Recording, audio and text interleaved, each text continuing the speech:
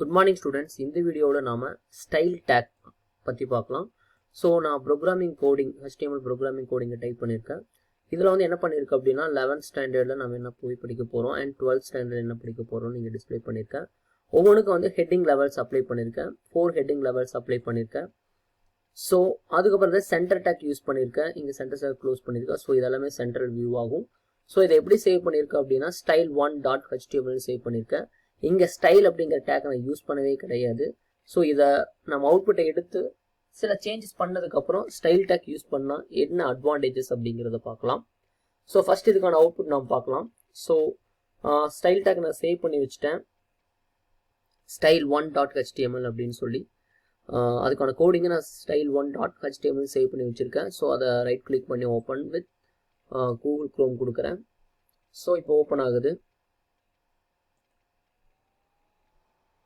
Okay, நம்ம என்ன சொன்னோமோ so அதுக்கான கோடிங்கான அவுட்புட் வந்து நம்மளுக்கு இங்கே டிஸ்பிளே ஆகிருக்கு. ஸோ நோட் பேட் ஓப்பன் பண்ணிக்கலாம், அதை மினிமைஸ் பண்ணி ரைட்.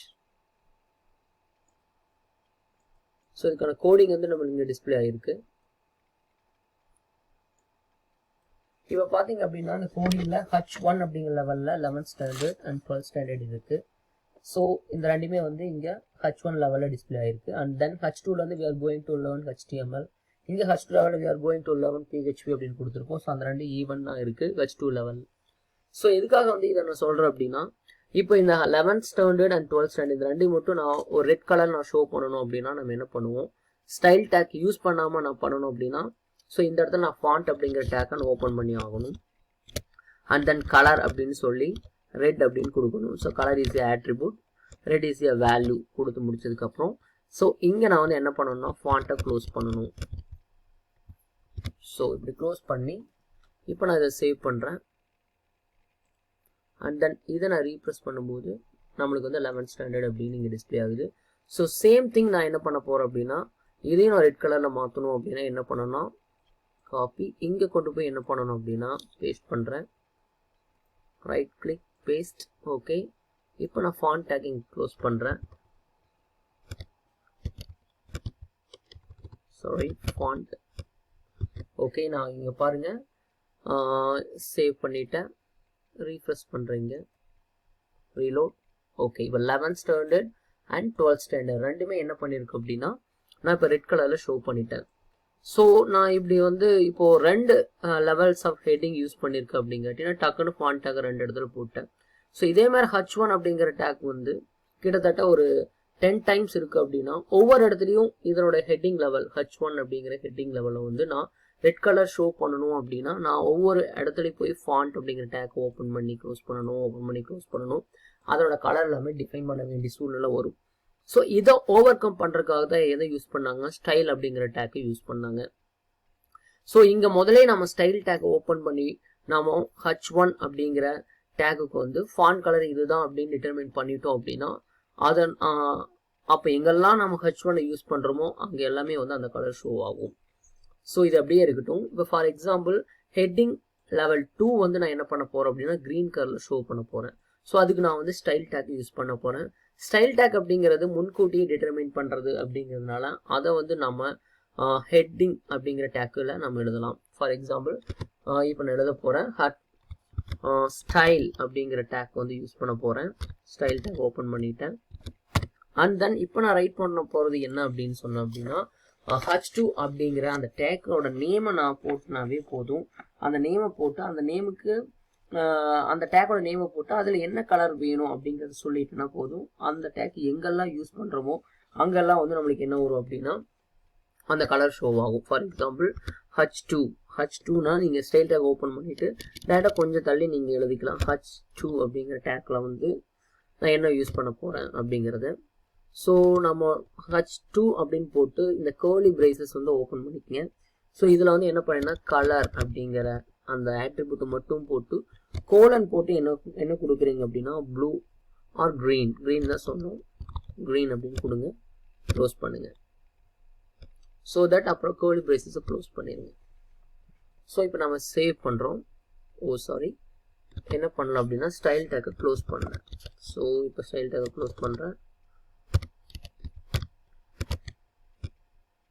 ஓகே, சரி. இப்போ நம்ம ரீஃப்ரெஷ் பண்ணி பார்ப்போம். இங்கே ஷோ ஆகுதா உங்களுக்கு? ஸோ இந்த இடத்துல நான் வந்து ஃபாண்ட் அப்படிங்கிற டேக், இந்த ஸ்டைல் டேக் இங்கே நான் டிட்டர்மின் பண்ணதுனால நான் இந்த 2 இடத்துக்குமே நான் எதை யூஸ் பண்ணல அப்படின்னா ஃபாண்ட் அப்படிங்கிற டேக்கை யூஸ் பண்ண அவசியமே இல்லை. இதை தொடர்ந்து நான் எத்தனை இடத்துல வந்து நான் H2 அப்படிங்கிற லெவல் டேக் யூஸ் பண்ணாலும் எனக்கு அது வந்து என்ன கலரில் ஷோ ஆகும் அப்படின்னா க்ரீன் கலரில் ஷோ ஆகும். ஏன்னா நான் ஹெட்டிங்லேயே டிஃபைன் பண்ணிட்டோம் H2 அப்படிங்கிற டேக்கோட கலர் க்ரீனில் தான் இருக்கணும் அப்படின்னு சொல்லி. ஸோ ஒரு வேளை நம்ம அதோட சைஸை சேஞ்ச் பண்ணுறனாலும் சேஞ்ச் பண்ணலாம். ஸோ இங்கே கர்லி பிரேசஸ் நம்ம க்ளோஸ் பண்ண வேணாம். இந்த இடத்துல என்ன எழுதலாம் அப்படின்னா ஃபாண்ட், FONT ஃபாண்ட் அப்படின்னு போட்டு சைஸ் அப்படின்னு கொடுங்க. ஃபாண்ட்டோட சைஸ் எப்படி இருக்கணும் அப்படின்னுங்கிறத நாம் இங்கே டிட்டர்மின் பண்ணலாம். ஃபார் எக்ஸாம்பிள் ஒரு 20 pt அப்படின்னா பாயிண்ட்ல இருக்கணும் அப்படின்னு சொல்லுங்க. இப்போ நம்ம இதை சேவ் பண்ணலாம். இங்கே ரீஃப்ரெஷ் கொடுப்போம். ஸோ நம்மளுக்கு எந்த சேஞ்சஸ் தெரில, ஆனால் கொஞ்சம் அதிகமாக கொடுத்தா கண்டிப்பாக சேஞ்சஸ் தெரியும். 40 கொடுப்போம். ரீஃப்ரெஷ். ஓகே, இப்போ உங்களுக்கு சேஞ்சஸ் கிளியராக தெரிஞ்சிருக்கும். ஸோ நம்மளுடைய ஹேஷ்டேக் ஸ்டைல் டேக் வந்து ஒர்க் ஆகுறது நம்மளுக்கு கிளியராக தெரிய ஆரம்பிச்சிருச்சு. ஸோ இதுதான் ஸ்டைல் டேக் அப்படிங்கிறதுக்கான ஒரு அட்வான்டேஜஸ் இதுதான். ஸோ இப்போ நான் வந்து எனிதிங் நம்ம இதை அப்படியே காப்பி பண்ணி ரைட் கிளிக் பண்ணி இங்கே அகைன் நம்ம பேஸ்ட் கொடுக்கலாம். ஓகே, ஜஸ்ட் இங்கே வந்து H3 அப்படின்னு போட்டு உங்களுக்கு பிடிச்சதை வந்து ப்ளூ அப்படின்னு போடுங்க. ப்ளூ இதை வந்து ஒரு 30 டிஸ்பிளே பண்ணுங்க. இப்போ சேவ் கொடுங்க. இப்போ என்ன மீனிங் அப்படின்னா இந்த H3ங்கிற டேக் வந்து ப்ளூ கலர் டிஸ்பிளே ஆகும். ஃபாண்ட் சைஸ் 30ல் இருக்கும். ஸோ சேவ் பண்ணிட்டேன். ஸோ இப்போ ரீஃப்ரெஷ் பண்ணுறேன். எஸ், உங்களுக்கு டிஸ்பிளே ஆயிருக்கு. ஸோ இது மாதிரி நம்ம வந்து ஃப்ரீக்வெண்ட்டாக டேக்ஸ் வந்து அதிகமாக யூஸ் பண்ணுவோம். டேக் வந்து ஒரு 10 டைம்ஸ் எல்லாம் ஒரே டேக் யூஸ் பண்ணும்போது அதனுடைய ஃபார்மேட்டிங்கை வந்து நம்ம அந்த இடத்துலையே போய் அப்ளை பண்ணாமல் ஹெட்டிங் லெவல்லே நம்ம அப்ளை பண்ணுறதுக்கான ஒரு ஆப்ஷன் இருக்குது. ஸோ அதுக்காக நம்ம யூஸ் பண்ணக்கூடியது ஸ்டைல் டேக்.